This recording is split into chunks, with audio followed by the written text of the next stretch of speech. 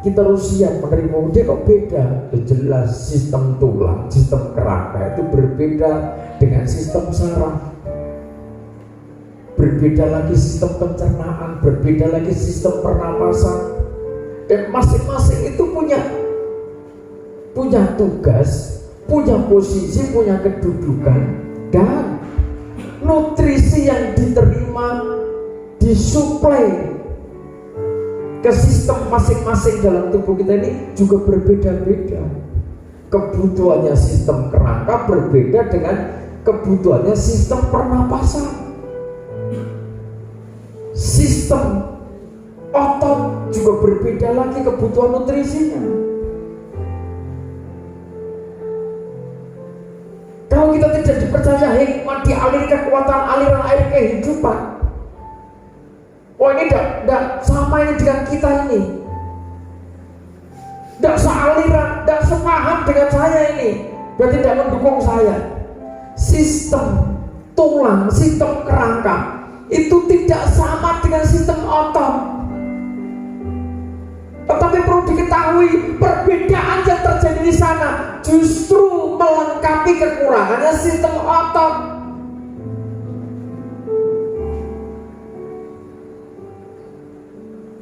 Oleh kalau karena perbedaan sehingga menganggap bahwa dia tidak sepaham, tidak sealiran, tidak sejalan dengan saya.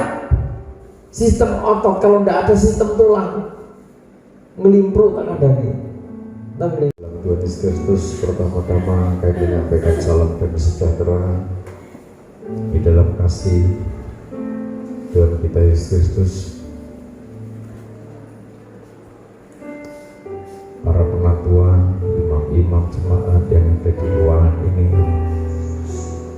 demikian juga kami menyapa rekan-rekan hamba Tuhan, para imam, para penatua yang mengikuti ibadah ini secara live streaming di tempat masing-masing. Mari kita belajar memahami apa yang menjadi rancangan Tuhan, kehendaknya Tuhan. Secara khusus untuk hidup kita pribadi lepas pribadi, rancangan Tuhan untuk dunia pada umumnya adalah rancangan damai sejahtera sebagaimana Tuhan percayakan kepada kita masing-masing. Saudara yang terkasih dalam Tuhan, geliat pertumbuhan, perkembangan dunia global semakin nyata. Di sisi lain banyak pemimpin-pemimpin dunia, baik pemimpin spiritual, pemimpin bangsa, masing-masing berjuang untuk menciptakan suasana yang damai, suasana yang tenang, suasana yang rukun, terjadi harmonisasi atas kehidupan. Sementara di sisi lain ada pemimpin-pemimpin bangsa yang justru sedang action, merasa kuat, merasa hebat dengan persiapan senjata peperangannya. Jadi di sisi lain ada tokoh-tokoh dunia yang mendambakan kedamaian, ketenangan, ketentraman. Tetapi di sisi lain justru ada pemimpin-pemimpin yang tampil sebagai pemecah belah, sebagai perusak, bahkan sebagai pembunuh. Itulah dunia membuktikan bahwa manusia yang sudah kehilangan citra diri Allah, manusia yang sudah kehilangan kodrat ilahi, tidak akan punya kemampuan mengalirkan kekuatan ilahi dari dalam dirinya. Yang ditampilkan, yang ditonjolkan, yang menjadi ambisinya, bagaimana dia bisa eksis. Orang-orang seperti itu, pemimpin-pemimpin seperti itu bisa tampil dengan kekuatan materinya,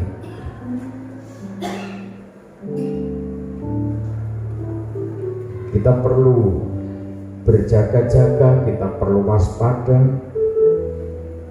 Ketika dunia sudah demikian, maka kita tidak boleh menjadi jemaat, menjadi imam-imam, para penatua, majelis, hamba-hamba Tuhan sebagai imam merajani yang biasa-biasa saja. Kalau kita sebagai imam-imam, sebagai hamba-hamba Tuhan, kita hanya berjuang bagaimana bisa mencukupi kebutuhan materi, bagaimana bisa mencukupi kebutuhan sandang, pangan, papan. Firman Tuhan katakan itu dicari oleh bangsa-bangsa yang tidak mengenal Tuhan. Tetapi orang-orang yang dipilih Tuhan, orang-orang yang mendapat kesempatan dari Tuhan untuk menerima kasih dan anugerahnya, menjadi pelaksana dari kehendak dan ketetapan Tuhan, demi menciptakan harmonisasi di bumi, demi menciptakan kedamaian, ketenangan, ketentraman di bumi, harus bertindak, harus bangkit menjadi pribadi yang tidak biasa-biasa. Ketika hamba Tuhan punya pelayanan diakonia, ketika hamba Tuhan punya pelayanan marturia, punya pelayanan koinonia, penggembalaan, masing-masing harus dikerjakan secara all-out. Jemaat yang punya pekerjaan, dipercaya perusahaan, dipercaya kemampuan, talenta untuk dikembangkan bagi kemuliaan nama Tuhan. Saudara harus bekerja ekstra. Dan ingat, materi itu hanya sepertiga bagian dari tubuh kita. Badani, jasad ini hanya sepertiga bagian. Yang 2/3 adalah jiwa dan roh.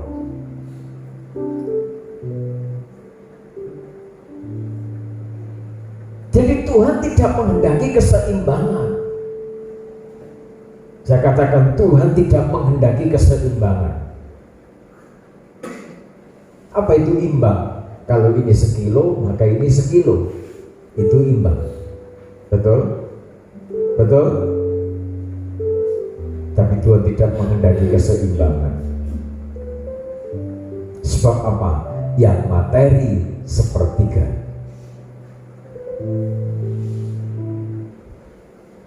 yang rohani 2/3. Berbobot kualitas spiritual rohani saudara tidak boleh seimbang dengan materi. Amin. Amin. Harus lebih kuat spiritual roh saudara. Artinya jiwa dan roh kita harus terisi, terkuasai kebenaran firman Tuhan.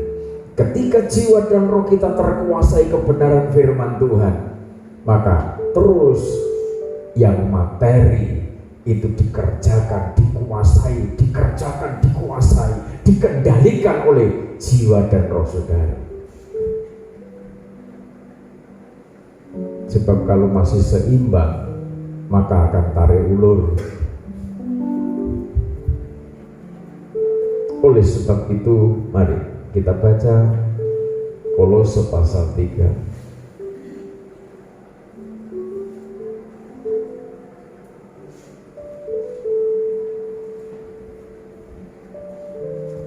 Surat Kolose pasal 3,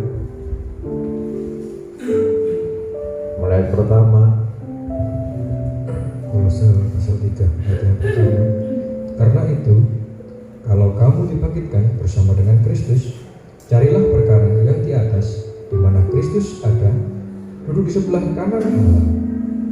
Pikirkanlah perkara yang di atas, bukan yang di bumi.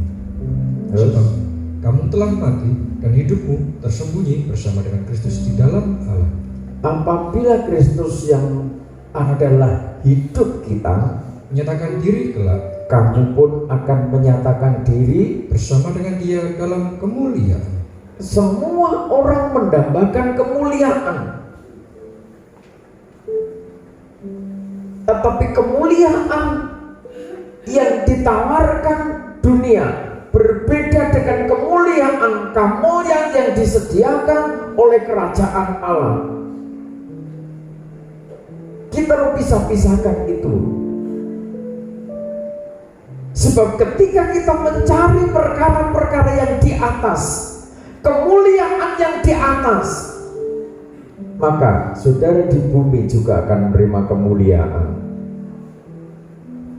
Ketika saudara bekerja, kemuliaan saudara. Ketika pekerjaan saudara mengalami dinamika pertumbuhan ekonomi paling tidak stabil, apalagi bisa ada lonjakan-lonjakan, saatnya dibawa kepada satu loncatan, saatnya grafiknya mungkin flat. Kemuliaannya seorang pekerja ketika bisa mengerjakan segala sesuatu dan mendapatkan upah dari yang sudah dikerjakan. Itu terbatas selama kita ada di bumi. Kita mendapatkan itu, dan itu janji Tuhan. Tetapi kalau kamu dibangkitkan bersama dengan Kristus, carilah perkara yang di atas. Kita akan menerima tubuh kemuliaan, tubuh kebangkitan. Sebelum kita menerima tubuh kebangkitan yang jasmaniah ini diubahkan dalam tubuh astral, tubuh kemuliaan, ada tahapan-tahapan, ada syarat-syarat untuk kita menerima tubuh kemuliaan. Sebab ketika perang dunia terjadi, perang nuklir, bangsa-bangsa yang merasa gede, merasa hebat, sudah mulai action, mulai pamer kekuatan senjatanya.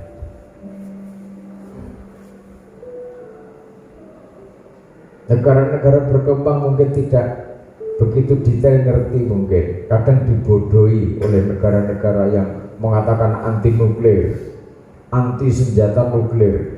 Mereka mengatakan anti senjata nuklir, padahal dia juga membuat nuklir itu sendiri untuk peperangan. Ada rahasia-rahasia tertentu yang mereka sembunyikan untuk menekan negara-negara kecil, untuk menekan bangsa-bangsa yang kecil. Kita menghadapi kenyataan dunia global yang mau atau tidak mau, suka atau tidak suka, itu pasti terjadi. Peperangan pasti terjadi antar bangsa, antar negara, bahkan suatu saat mungkin antar benua.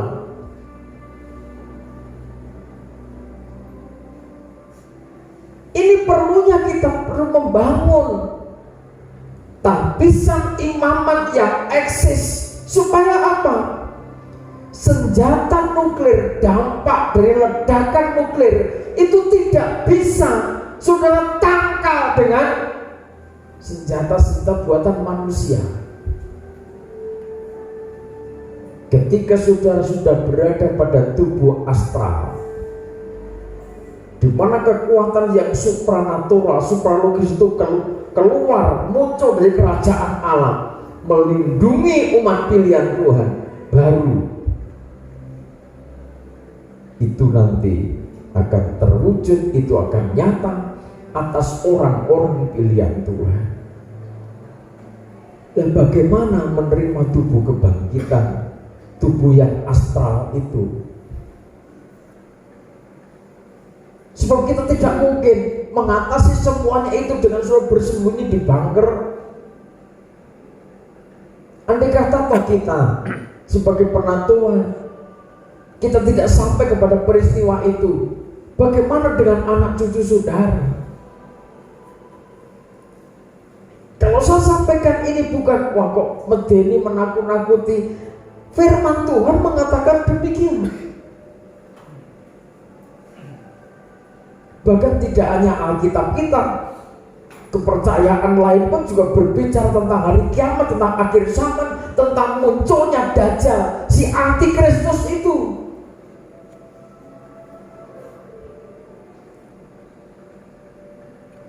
Kalau energi kita terfokus kepada materi, dan terus materi yang menjadi fokus kita, kapan kita mendapatkan bagian dalam tubuh astral?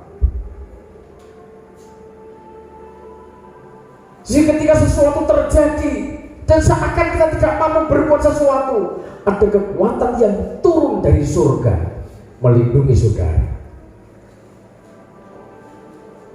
Dan itu tidak mungkin dikerjakan oleh manusia. Yang bisa mengerjakan untuk melindungi saudara sehingga saudara selamat dari dampak senjata apapun juga hanya dari kerajaan Allah. Sekarang yang menjadi pertanyaan kita, syarat-syaratnya apa untuk menerima tubuh astral? Bagaimana tubuh jasmania insani ini terbangun dalam bagian tubuh astral?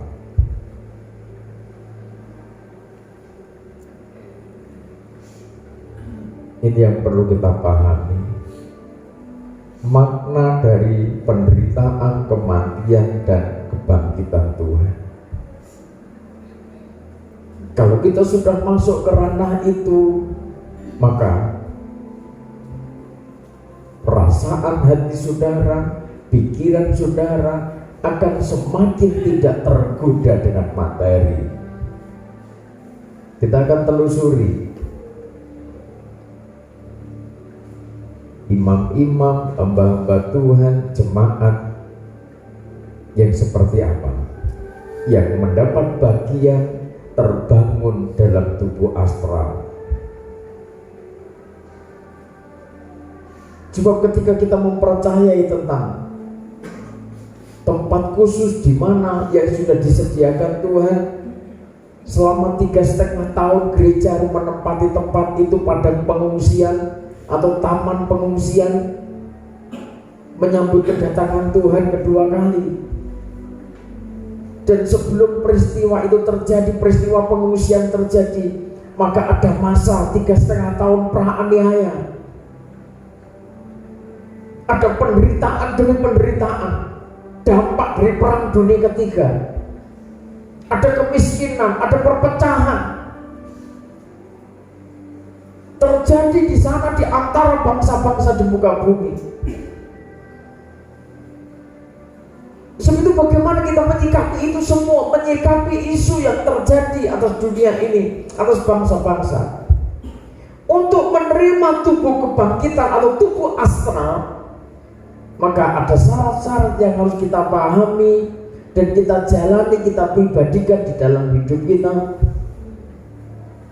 Untuk dibangun menjadi tubuh astral, poin pertama, kita harus menjadi imam-imam jemaat hamba-hamba Tuhan yang terus aktif di dalam tahbisan hidup ini, sebagaimana organ tubuh Kristus yang berfungsi secara optimal.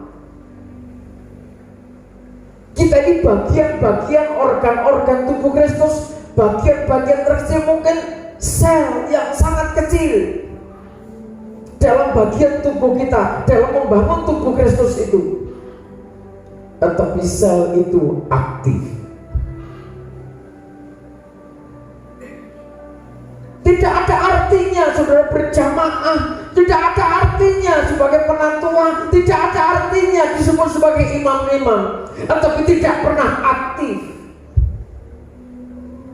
Ibarat sebagai organ tubuh yang tidak berfungsi dengan optimal.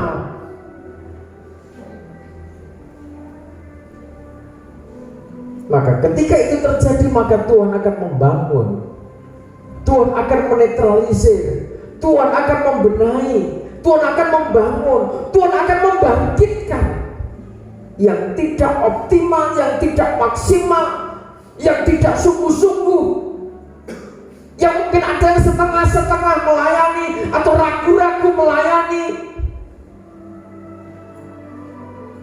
Itu prinsipnya. Kalau masih prinsip menganut paham keseimbangan, maka kita tidak akan mengenal totalitas di dalam melayani Tuhan. Tetapi kalau kita paham bahwa sepertiga bagian ini adalah jasmania dan tidak ada artinya ketika Tuhan sudah memanggil, maka yang 2/3 akan kita kejar. Ketika 2/3 ini dipenuhi aliran air kehidupan, dibangkitkan bersama kebangkitan Kristus, yang 1/3 itu dipermuliakan karena yang 2/3 dipenuhi kemuliaan Tuhan. Saudara pilih mana? Suruh kejar yang 1/3, yang 2/3 binasa, tidak mendapat kemuliaan. Atau suruh mengejar yang 2/3 menjadi prioritas utama, yang 1/3 nanti ikut dipermuliakan sesaat. Kenapa sesaat? Sesaat setelah masuk kubur kemuliaannya sudah jadi tanah. Maka ketika kamu dibangkitkan bersama-sama dengan Kristus, carilah perkara-perkara yang di atas, di mana Kristus ada.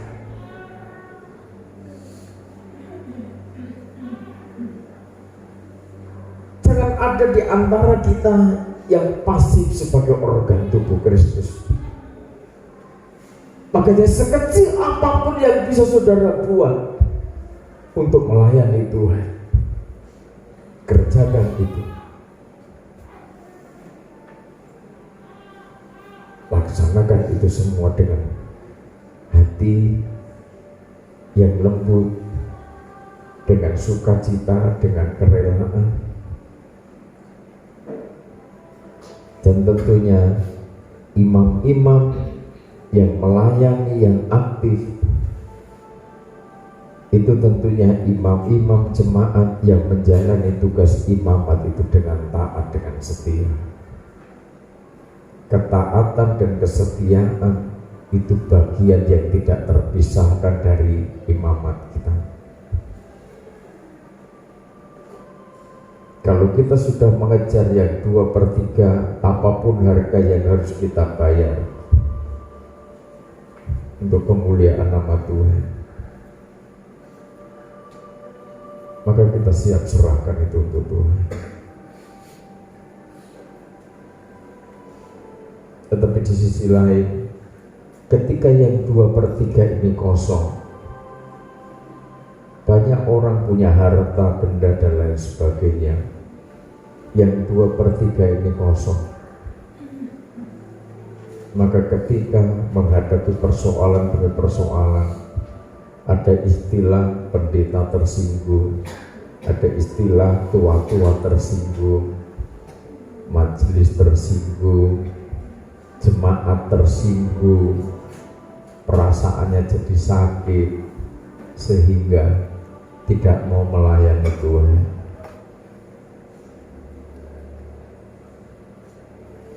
Karena masih kosong yang 2/3, jiwa dan rohnya belum diisi kekuatan aliran air hidup. Ketika jiwa dan roh kita sudah diisi kekuatan aliran air hidup, maka kita harus memiliki pikiran dan perasaan Kristus. Dia punya segala-galanya, dia adalah Allah sendiri. Sampai disingkiri orang, tidak diperhitungkan orang, dihina orang, dipermalukan, no reputation. Dia tidak mempertahankan reputasinya. Hamba harus setia dan taat menyelesaikan tugasnya sampai clear.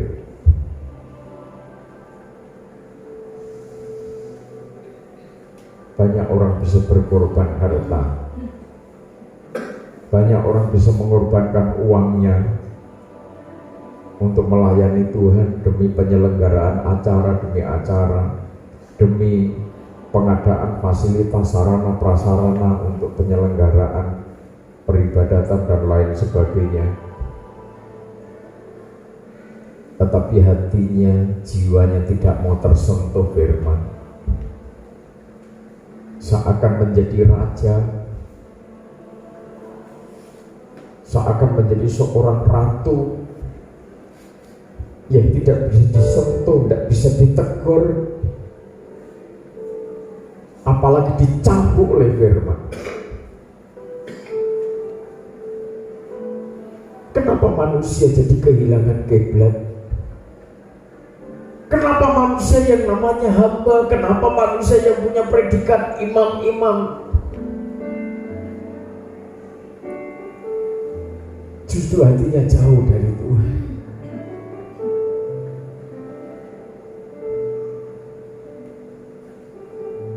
Sebab itu, coba kita belajar bersyukur, kita pelajari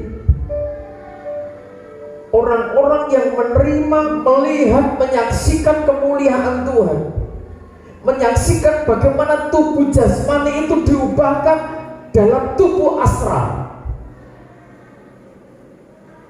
dan orang-orang itu mendapat bagian sesuatu yang tidak mungkin bisa dikerjakan, tetapi kerajaan surga kirim pasukan untuk mengerjakan sesuatu bagi orang-orang lemah ini.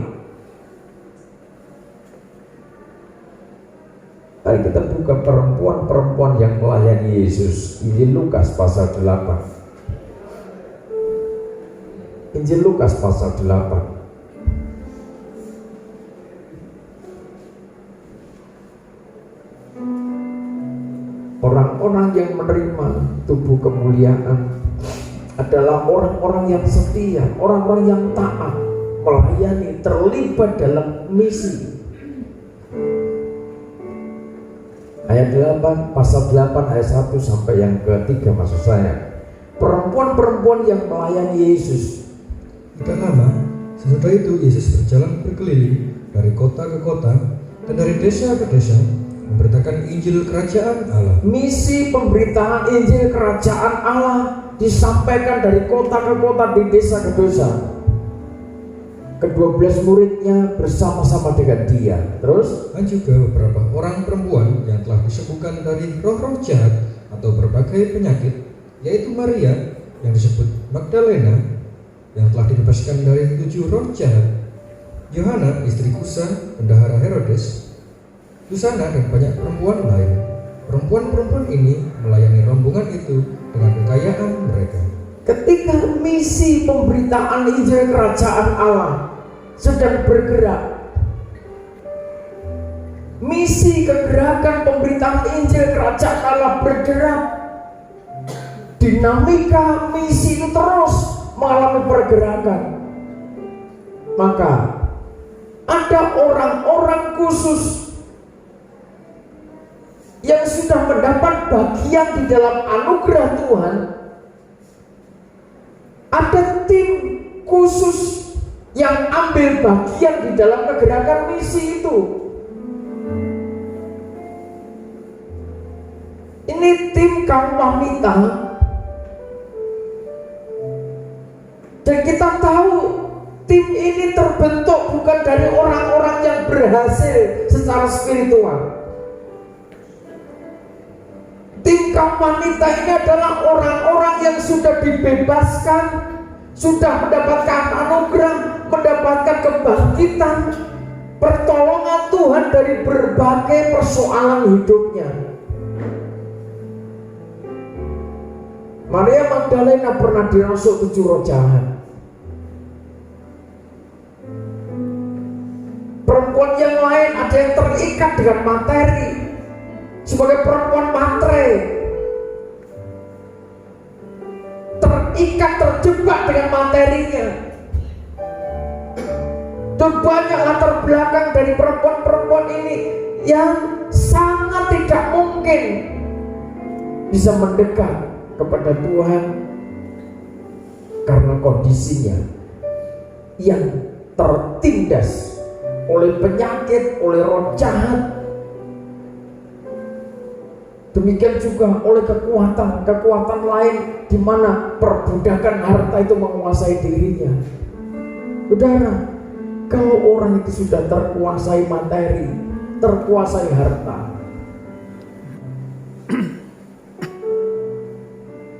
ini sangat berisiko tinggi terhadap dirinya sendiri. Banyak orang terlalu tega dan bertindak tidak manusiawi kepada sesama karena ditindas, diperbudak oleh materi.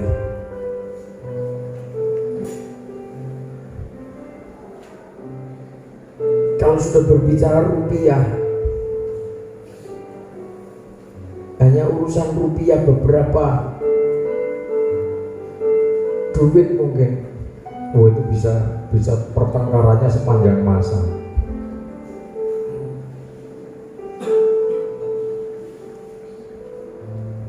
Tetapi setelah perempuan-perempuan ini mengalami pembebasan, mengalami kelepasan, mengalami kebangkitan dari latar belakangnya, dari masa lalunya, dia bertindak, dia bersikap untuk tidak lagi seperti kehidupan yang lama.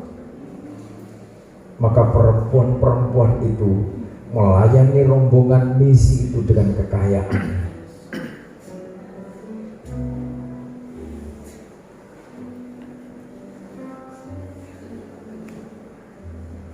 Dia punya inisiatif yang kuat. Ini masih agak awal-awal misi Injil Kerajaan Allah disampaikan.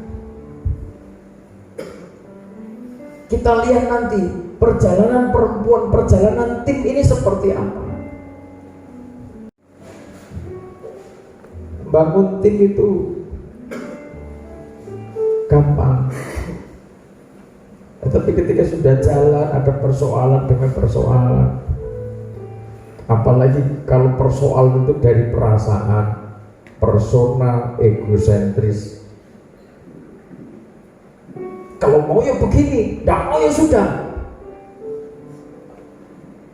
Kalau orang itu sudah seperti itu, tidak mau menerima masukan, tidak mau menerima idenya orang, tidak legowo untuk mendengar suara orang,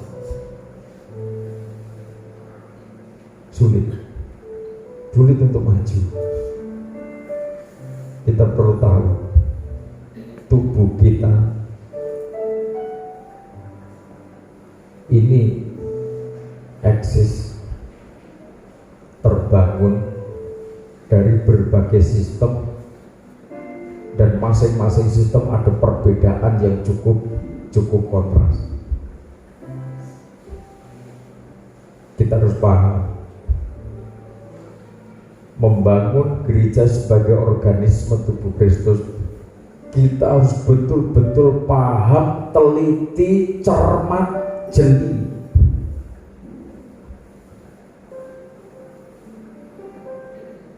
Orang-orang yang mendapat kesempatan dipercaya bagian dalam membangun tubuh Kristus adalah orang-orang yang betul-betul siap menerima perbedaan, menerima kelebihan orang. Sebagaimana sistem dalam tubuh kita ini, sebab demi terbangunnya gereja sebagai organisme tubuh Kristus, nanti ada pengajaran tentang iman, itu di pintu gerbang kalau pola tabernakel. Pengajaran tentang misbah kurban bakaran, pengajaran tentang bejana pembasuhan, pengajaran tentang pintu kemah yang dibicarakan, pengurapan Roh Kudus spesifik di situ. Ada pengajaran firman Tuhan, 66 kitab disampaikan secara total, spesifik di situ. Ada pengajaran tentang karunia Roh, sampai Iman Marifat dipelajari di secara detail. Ada spesifik penyembahan, tidak mau yang lain. Ini semua sebenarnya tidak terpisah.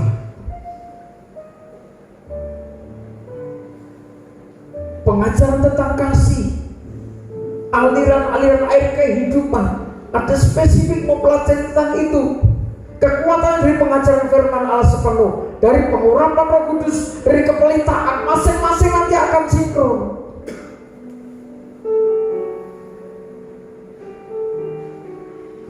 Bisa gitu, secara teliti, secara seksama kita berbijak. Hanya orang-orang yang siap memiliki pikiran dan perasaan Kristus yang satu saat nanti akan menerima dan dibangun dalam tubuh astral.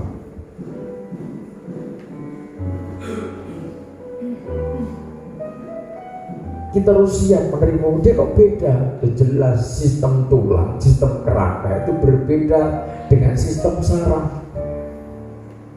Berbeda lagi sistem pencernaan, berbeda lagi sistem pernapasan.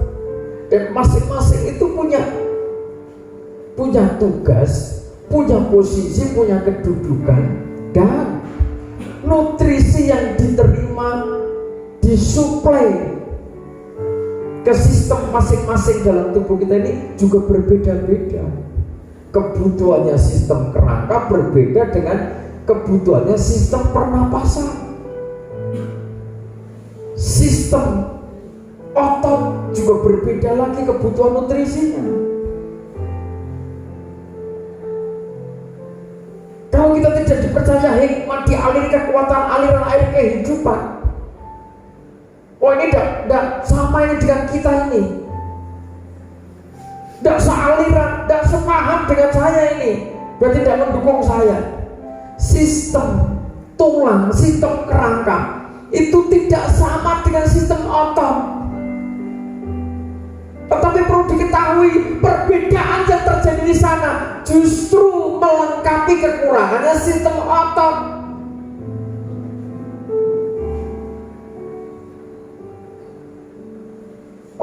Karena perbedaan sehingga menganggap wah dia tidak sepaham, tidak sealiran, tidak sejalan dengan saya.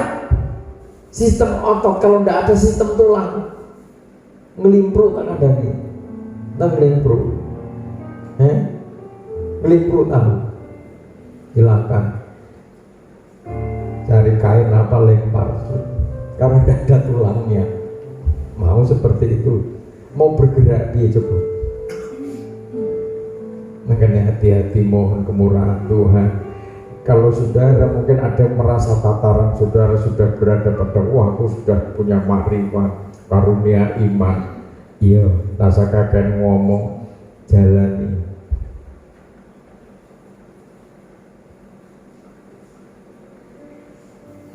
Tapi pada dasarnya saudara, kenapa perempuan-perempuan ini membentuk tim untuk ambil bagian dalam kegerakan misi yang dikerjakan Tuhan Yesus? Karena perempuan-perempuan ini sudah merasakan betapa dahsyatnya kasih karunia itu, bahwa kasih karunia yang diterimanya itu tidak ada artinya. Harta materi yang mereka terima, yang ada dalam keluarganya, itu tidak bisa untuk membayar kasih karunia Tuhan.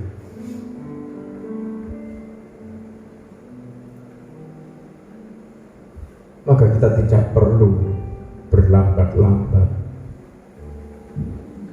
ketika kita mengambil prinsip, ambil sikap bahwa aku harus ambil bagian dalam pelayanan misi kegerakan membangun gereja sebagai organisme tubuh Kristus. Sekalipun kecil yang bisa kita kerjakan, maksimalkan itu energi yang ada dalam diri saudara.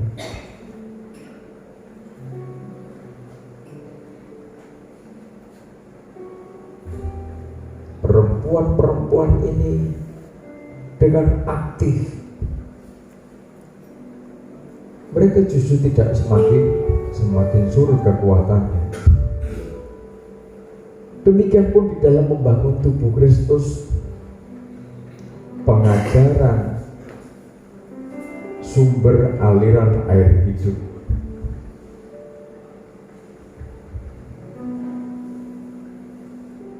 itu yang mensuplai, ikut menghantar seluruh nutrisi yang dibutuhkan seluruh sistem tubuh kita, tidak lepas dari air.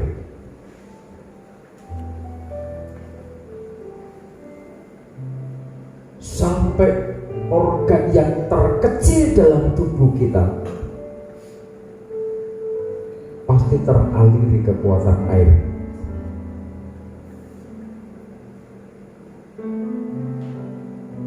Jadi ketika kekuatan air kehidupan itu menguasai hidup kita, saudara belajar meyakini dan terus dibangun iman pengharapan saudara. Sekecil apapun persoalan dalam tubuh saudara, itu akan dialiri kekuatan air kehidupan itu dan dinetralisir, mulai dipulihkan dan terus dipulihkan oleh Tuhan.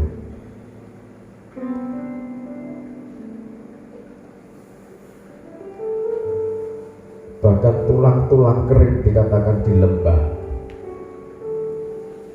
ketika kekuatan pengajaran air kehidupan itu disampaikan,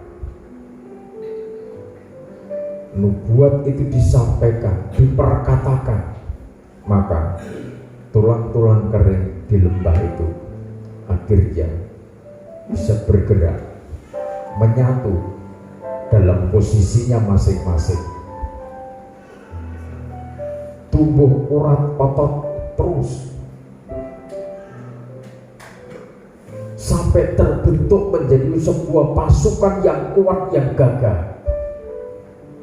Dari kondisi yang kering, berantakan, terpecah belah, kalau kita kembali pada kekuatan air kehidupan, maka di sana kita pasti dipersatukan. Amin. Amin. Kalau kita bicara kesatuan tubuh Kristus, mari kita belajar, kita berjuang memiliki pikiran dan perasaan Kristus, sebagaimana perempuan-perempuan yang punya latar belakang persoalan yang begitu berat, tetapi mereka komitmen.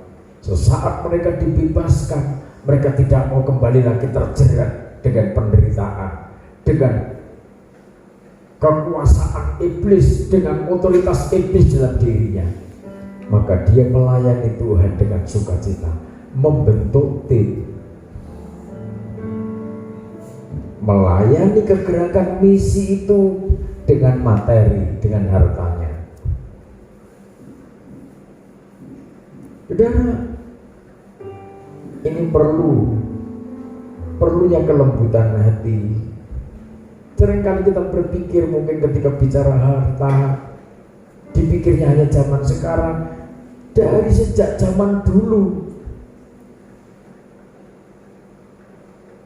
orang sudah ngerti bagaimana memberi yang terbaik bagi Tuhan. Satu perkara yang perlu kita persiapkan dalam hati kita ini adalah sebuah kelembutan. Seringkali kita ini kan berbantah-bantah secara mata, secara jasmani, secara real. Kalau bicara materi kita menjadi berbantah-bantah. Terus bagaimana? Saya belajar mengikuti bagaimana alurnya Tuhan membawa hidup, membawa pelayanan ini. Tahun ini Tuhan mulai bicara bagaimana kita harus bangkit dari kondisi yang biasa-biasa saja, sebab Tuhan mau menyatakan kekuatannya yang dahsyat itu, terus menuntun kita setahap demi tahapan kepada kemuliaan demi kemuliaan, seiring yang 2/3 itu dikuasai kekuatan air kehidupan, maka sepertiganya akan mengikuti. Bapa, lembutkanlah hatiku, untuk dapat lebih mengasihimu. Bapa, bentuklah diriku untuk dapat menjadi saksimu dan mengerti rencanamu di dalam hidupku. Jadikan aku semakin indah di hadapanmu. Terima kasih, terima kasih Yesus. Puji syukur hanya bagi Tuhanku. Terima kasih Yesus, terima kasih Yesus. Puji syukur hanya bagi Tuhanku. Tidak ada ucapan yang paling pas, yang paling manis selain kita ini harus mengucap syukur, berterima kasih. Kita ini tidak punya kekuatan, sadar kalau tidak punya kekuatan. Kita ini sadar tidak berdaya, tidak bisa melepaskan diri dari keterpurukan. Tapi seringkali kenapa manusia seringkali mencari jalan sendiri? Tuhan sudah siap dan mempersiapkan kekuatan yang ekstra untuk saudara jalani itu dan saudara dibawa pada kemenangan. Tapi kenapa? Seringkali karena kesulitan demi kesulitan hidup, ekonomi, materi, sehingga Tuhan dikesampingkan.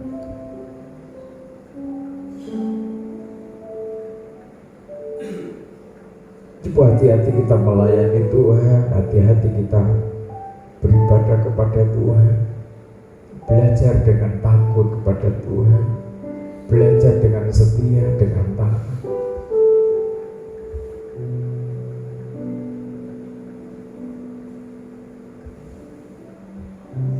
Ketika kita belajar kepada Dia yang lemah lembut, maka kita akan merasakan kuk yang Tuhan taruh atas kita itu ringan. Amin. Kalau kita tidak mau belajar kepada Dia, kita merasa berat terus nanti. Kita letih, berbeban berat. Coba kita jalani aktivitas hidup kita itu dengan happy, dengan sukacita.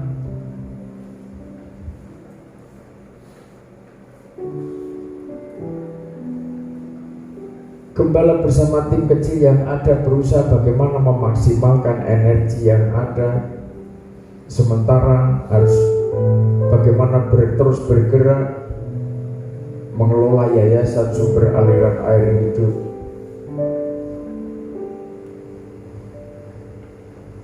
Kita siap untuk menjadi mentoring, kita siap membimbing, membackup saudara-saudara kita yang dalam kondisi yang memang perlu ditolong. Mungkin ada orang-orang yang ketika berada dalam satu persoalan disingkirkan oleh keluarga, disingkirkan oleh masyarakat, seakan menjadi orang yang terbuang, tidak dimanusiakan. Tuhan percayakan untuk kita siap menampung mereka, kita siap melayani mereka, membangun spiritual mereka kembali, membangun semangatnya lagi untuk meniti masa depan, sehingga bisa mandiri, bisa berkarya, membangun masa depan yang penuh harapan. Maka kami yang tim yang ada dari lingkungan yayasan yang ada, kami berusaha maksimalkan.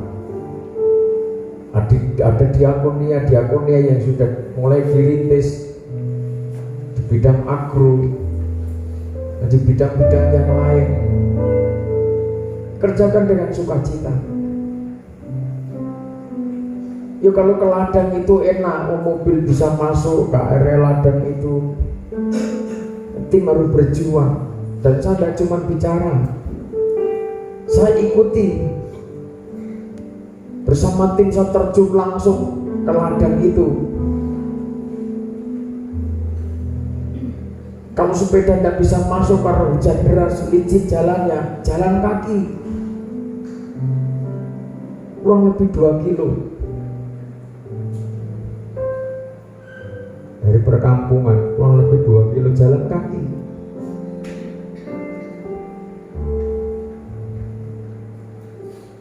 Kalau dipikir secara logis, cari apa?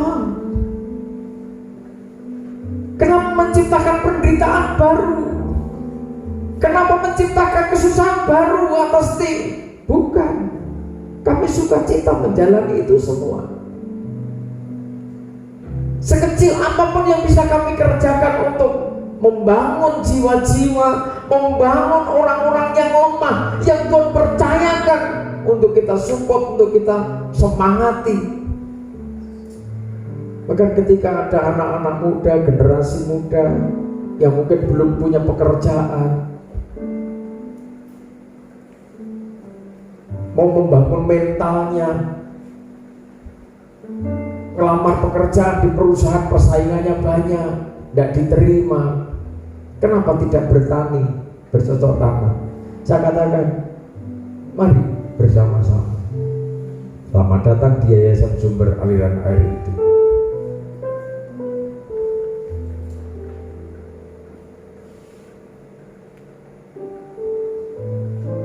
Ada alasan, wah saya generasi milenial, saya sebenarnya suka bertani, tapi tidak punya lahan. Selamat datang, tak carikan lahan. Perlu berapa? Tapi kerja sungguh-sungguh. Kami yang hamba Tuhan, kami belajar tim ini, no reputation. Saatnya bertugas melayani Tuhan. Ayo melayani Tuhan dengan sukacita. Sepatumu bagus, dasimu bagus, tampil untuk melayani Tuhan, menjadi berkat bagi banyak orang. Saatnya kita melayani, terjun di pelayanan diakonia. Kita terjun di pelayanan diakonia. Saatnya terjun ke pelayanan misi, memberitakan pengajaran dari kota ke kota, dari desa ke desa, dari pulau ke pulau. Saatnya sudah berangkat. Amin. Teman-teman dari Kalimantan Barat sudah tanya bolak-balik, kapan Bapak tim bisa datang ke Kalimantan Barat? Saya katakan segala sesuatu ada masanya. Saatnya tim nanti sudah semakin kuat terbentuk, berangkat ke sana. Saatnya Kalimantan Tengah. Semua sudah ditata oleh Tuhan. Saatnya melaksanakan pelayanan marturia. Sudah menjadi saksi bahwa Allah yang sudah layani, Allah yang dahsyat. Menjadi saksi bagaimana sudah membangun kesatuan, membangun kerukunan itu. Oleh sebab itu, tim yang dibangun oleh kekuatan firman akan eksis. Maria Magdalena bersama perempuan-perempuan lain di Yerusalem tidak sebatas sampai di Lukas pasal 8. Mereka itu perempuan-perempuan yang eksis. Mereka perempuan-perempuan yang setia. Bukan sesaat, hanya pelayanan sesaat, enggak. Coba dibaca Matius pasal 28, Markus pasal 16 itu sama ceritanya.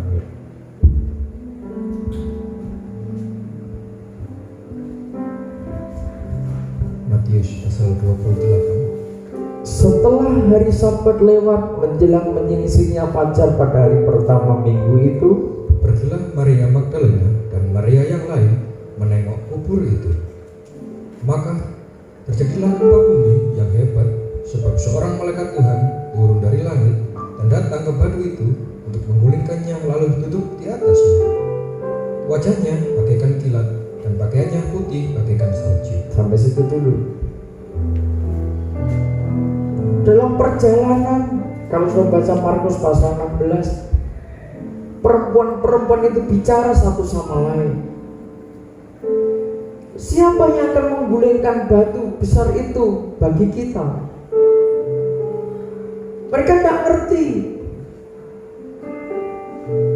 Mereka tahu bahwa tim itu tidak mampu menggulingkan batu penutup kuburnya Yesus.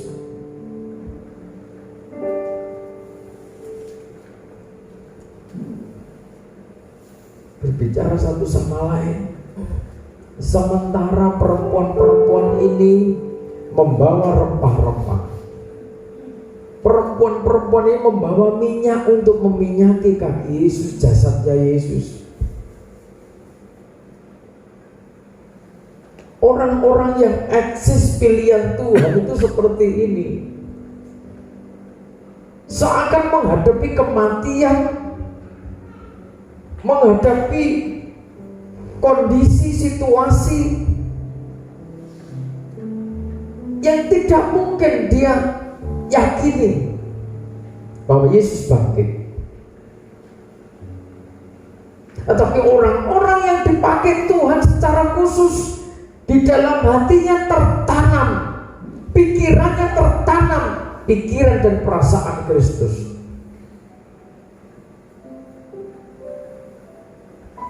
Ketika dia datang ke makam, bawa rempah-rempah, bawa minyak urapan, apa yang bisa dikerjakan jasadnya Yesus secara logika?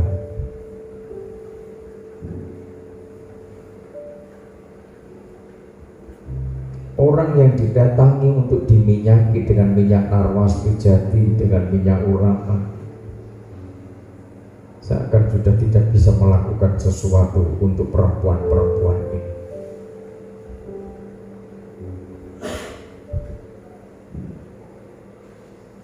Tetapi mereka tetap setia. Tim ini tetap setia.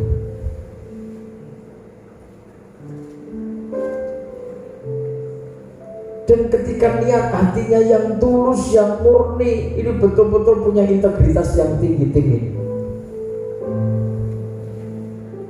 Kan itu gini loh, gampangnya itu gini.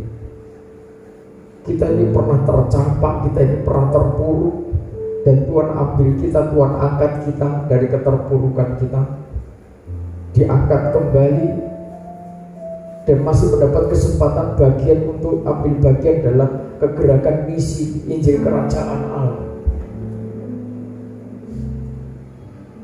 Jika tim ini punya anggapan bahwa apapun yang dia kerjakan itu tidak bisa untuk menukar kasih karunia yang dia terima.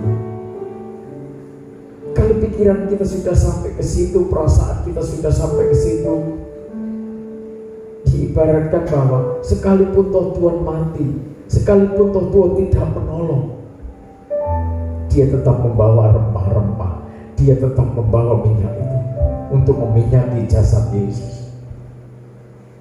Sementara niat hatinya yang baik itu menghadapi kendala batu penutup kubur, dia sadar mereka tim ini tidak mampu membuka.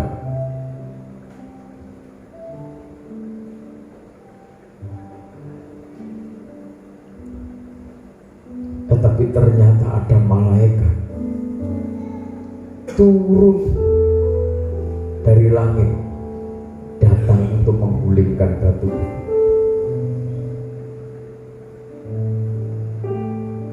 Sehingga tim ini bisa masuk menyaksikan bahwa kubur itu kosong.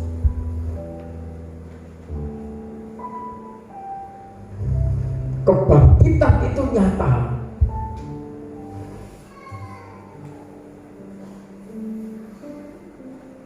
Kita seringkali berpikir dan terus berpikir dan terus berpikir. Siapa Tuhan? Dari mana Tuhan datang pertolongan? Saudara sudah punya rencana, sudah berpikir keras untuk rencana pekerjaan, mungkin rencana bangun bisnis, mungkin rencana pranikah, mungkin rencana apapun. Tetapi di jalan perempuan-perempuan ini berbicara, ngomong satu sama lain. Siapa yang akan menggulingkan batu itu?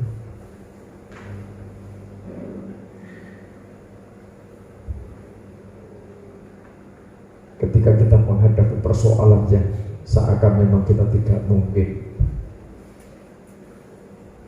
disitulah ketaatan kita, kesetiaan kita diuji oleh Tuhan. Ketika kita menghadapi batu besar yang menutup kemuliaan itu, masihkah di tanganmu ada rempah-rempah? Masihkah di tanganmu ada minyak Narwasti Jati itu untuk mengharumkan tubuh Kristus? Tubuh Kristus yang sudah tidak diperhitungkan orang, tubuh Kristus yang sudah tidak lagi didekati orang, tubuh Kristus yang tidak lagi bisa melakukan sesuatu seakan-akan seperti itu.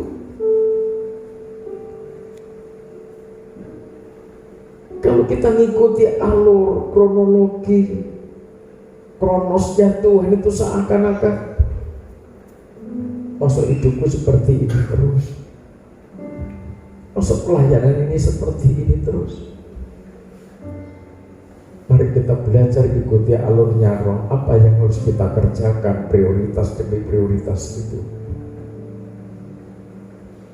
Sekalipun tantangan menghadang, kemustahilan ada di depan kita, bagi Tuhan, bagiannya Tuhan biar dikerjakan Tuhan. Mari kita belajar mengerjakan apa yang menjadi bagian kita yang Tuhan percayakan pada kita. Amin. Menghadapi kematian, menghadapi deadlock, mari. Kesulitan demi kesulitan yang melanda hidup, melanda nikahmu, melanda pekerjaanmu mungkin, tetaplah kesatuan tubuh Kristus itu tetap harum. Ketika di situ ada urapan Roh Kudus, ada rempah-rempah dupa, dari situ nanti akan datang pertolongan tepat waktunya.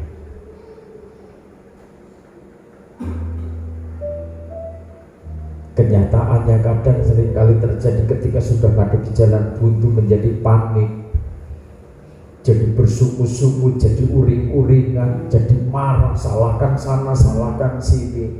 Bukan seperti itu tim yang dipakai Tuhan dalam membangun misi Injil Kerajaan Allah. Tim misi pengajaran sumber aliran air hidup adalah orang-orang yang siap mengharumkan tubuh Kristus. Posisimu sebagai suami, ngerti kalau suamimu dalam posisi betul-betul menghadapi batu besar, tidak ada kemuliaan sama sekali. Istri yang setia, istri yang taat kepada kebenaran firman adalah istri yang selalu siap membawa rempah-rempah dupa demi harumnya suasana keluarga.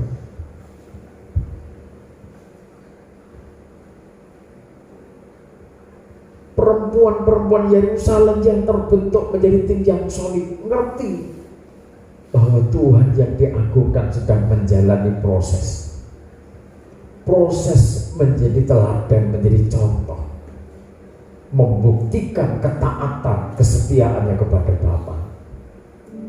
Bahwa pada hari yang ketiga pasti bangkit dalam tubuh astral. Perempuan-perempuan ini adalah orang-orang yang menyaksikan pertama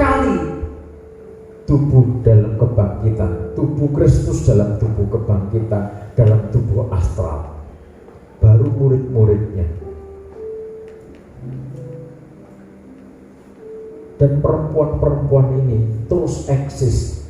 Sesaat dia naik ke surga, tim ini menopang gerak pengajaran Injil Kerajaan Allah yang disampaikan murid-muridnya Tuhan Yesus. Saat itu saudara terkasih dalam Tuhan, belajar menjadi pribadi yang setia, belajar menjadi pribadi yang harus tetap taat dalam situasi apapun, tidak mudah.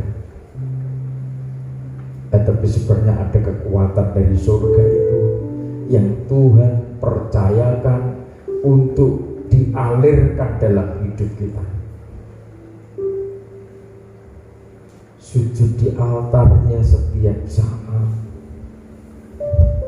Ketika hati terasa berat, kadang mungkin saudara anggap tidak seorang pun ngerti bebanku.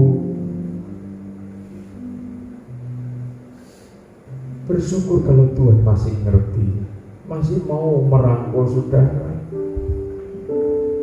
Sebab itu yayasan sumber aliran air hidup mau dipakai oleh Tuhan untuk kita ini menerima. Kita harus sadar, makanya kita ini dipersiapkan Tuhan sedemikian rupa. Kalau kita tidak pernah gagal, kalau kita tidak pernah miskin, kita tidak pernah menderita, maka kita tidak akan bisa mati dengan penderitaan orang.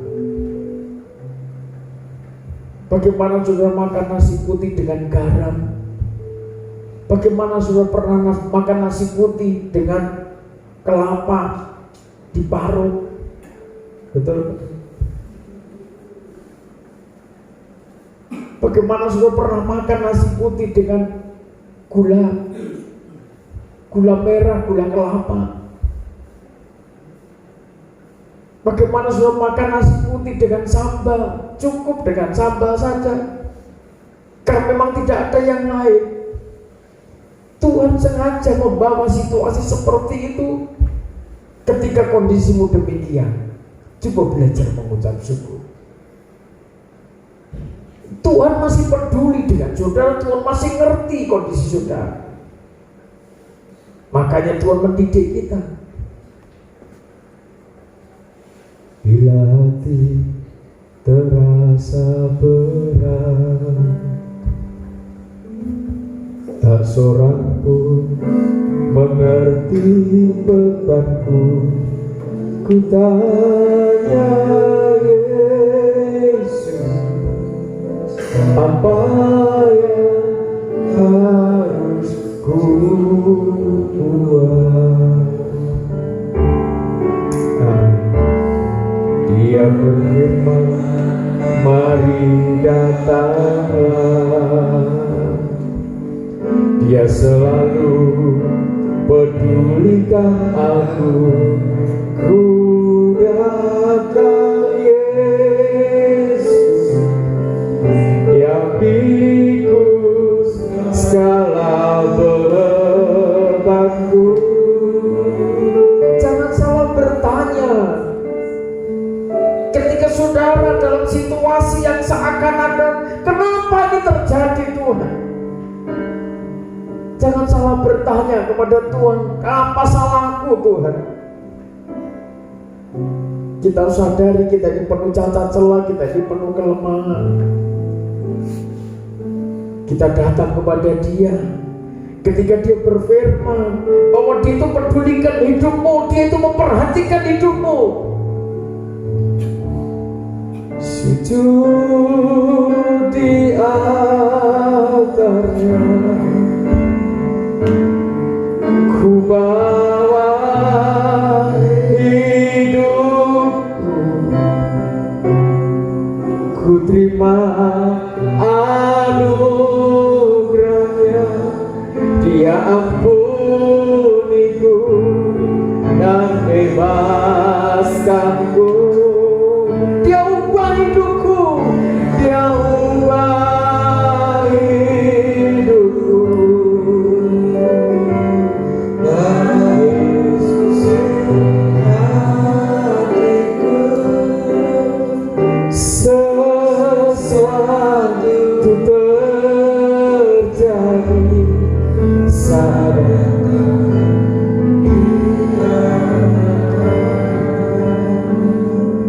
sesuatu terjadi saat kita datang di altar. Amin. Amin. Jangan jauhi altarnya. Jangan jauhi hadirat Tuhan. Ada kesempatan yang luas, ada kesempatan yang dahsyat untuk hidupmu. Kemurahannya yang dahsyat itu Tuhan nyatakan dalam hidup saudara.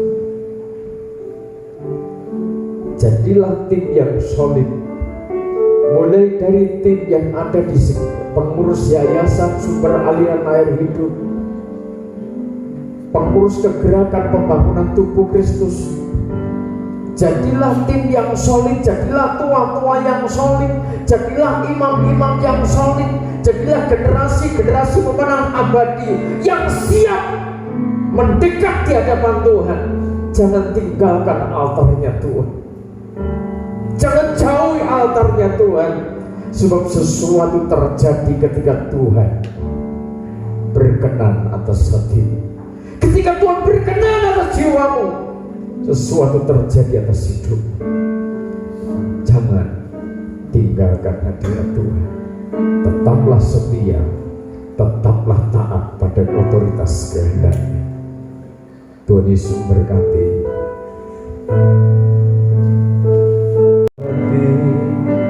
Terasa berat,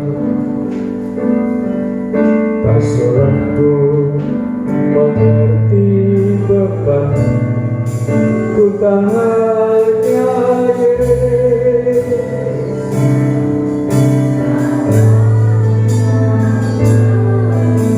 ku kuat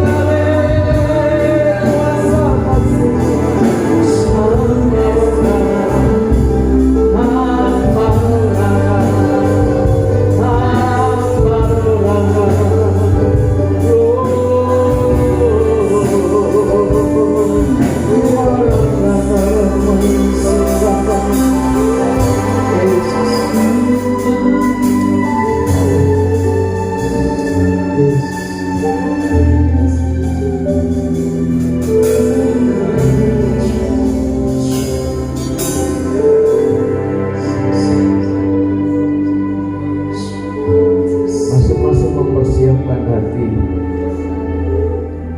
mempersiapkan jiwa.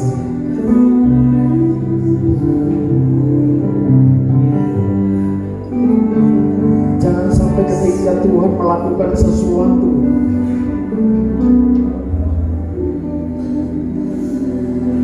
jangan sampai ketika Tuhan menyatakan kekuatannya yang dahsyat itu, saudara terlewatkan.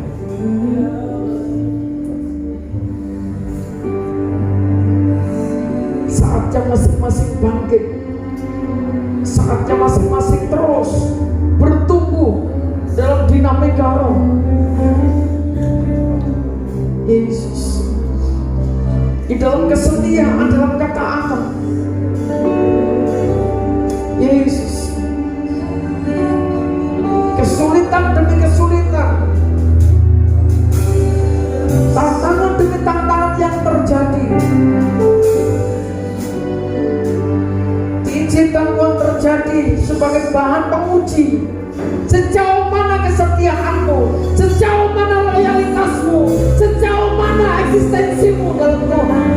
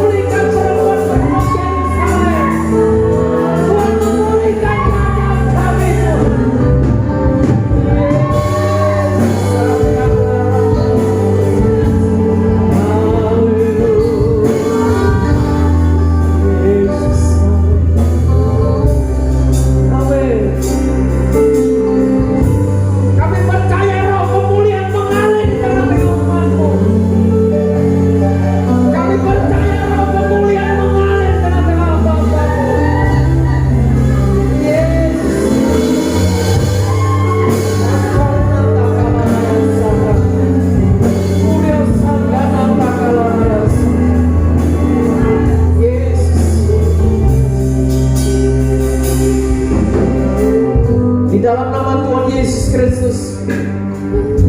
Ketika pengampunan Tuhan, belas kasihan Tuhan mengalir menguasai kami, kami yang lemah, kami yang tidak berdaya,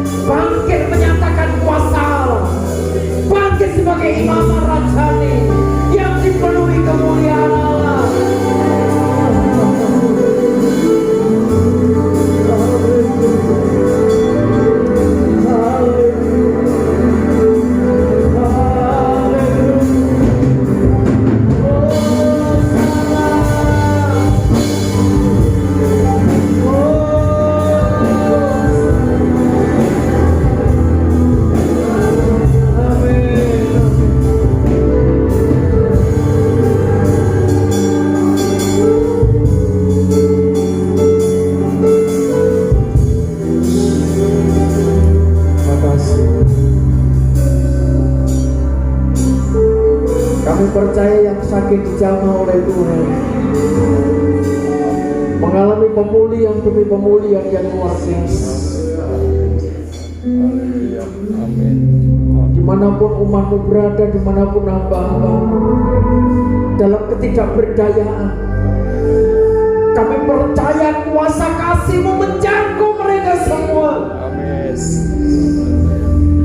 Yang terpecah belah, yang tercerai-berai, Tuhan satukan dalam kesatuan oleh karena kebenaran firman, oleh karena kuasa kasih-Mu dari kerajaan Allah. Terima kasih Bapa, terima kasih. Apapun persoalan di persoalan yang dihadapi umat-Mu, kami percaya Tuhan punya waktu untuk memberkati, menolong, membebaskan mereka. Amin. Jadi setiap persoalan yang dihadapi, Tuhan berikan kekuatan baru atas seluruh umat-Mu. Tuhan berkati bangsa kami Indonesia, dan kami percaya bangsa ini juga dipilih oleh Tuhan. Amin. Untuk bisa mempersembahkan jiwa-jiwa yang tersungkur, yang takut akan Tuhan. Berkati para pemimpin bangsa kami sebagai pemimpin-pemimpin yang bijaksana, pemimpin-pemimpin yang takut akan Tuhan. Jika negeri ini terlindung dari segala ancaman maut, negeri ini terlindung dari ancaman kebinasaan, tetapi kemuliaan hadirat Tuhan melingkupi negeri ini. Juga banyak jiwa-jiwa datang kepada Tuhan, bertekuk lutut di hadapan Tuhan dan mengaku Yesus Kristus adalah Raja di atas segala raja. Haleluya. Terima kasih. Di dalam nama Tuhan Yesus Kristus, Tuhan berkati kota kami Mojokerto, berkati Ibu Wali Kota, Forkopimda, semuanya berada pada otoritas kuasa Tuhan.